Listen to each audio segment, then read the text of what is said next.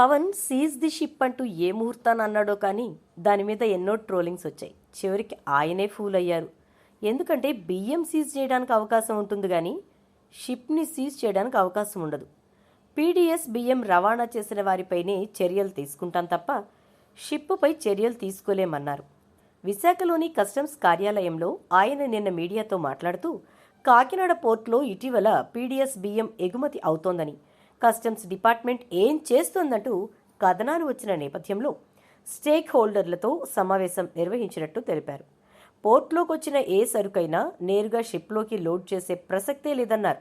ప్రతి సరుకుకు సంబంధించిన పత్రాలను పరిశీలించిన తర్వాతే షిప్లోకి ఎక్కించేందుకు కస్టమ్స్ అనుమతిస్తుందని స్పష్టం చేశారు. ఏవైనా అక్రమ రవాణా జరుగుతున్నట్లు గుర్తిస్తే సంబంధిత కంటైనర్ని మాత్రమే సీజ్ చేయగలమని, షిప్ మొత్తాన్ని కాదని స్పష్టం చేశారు. పవన్ సీజ్ ది షిప్ అంటూ ఏ ముహూర్తాన్ని అన్నాడో కానీ దాని మీద ఎన్నో ట్రోలింగ్స్ వచ్చాయి. చివరికి ఆయనే ఫూల్ అయ్యారు. ఎందుకంటే బియ్యం సీజ్ చేయడానికి అవకాశం ఉంటుంది కానీ షిప్ని సీజ్ చేయడానికి అవకాశం ఉండదు. పీడీఎస్ బియ్యం రవాణా చేసిన వారిపైనే చర్యలు తీసుకుంటాం తప్ప షిప్పుపై చర్యలు తీసుకోలేమన్నారు.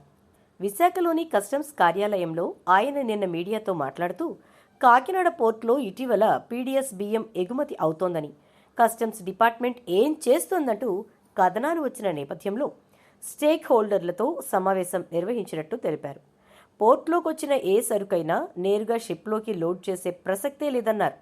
ప్రతి సరుకుకు సంబంధించిన పత్రాలను పరిశీలించిన తర్వాతే షిప్లోకి ఎక్కించేందుకు కస్టమ్స్ అనుమతిస్తుందని స్పష్టం చేశారు.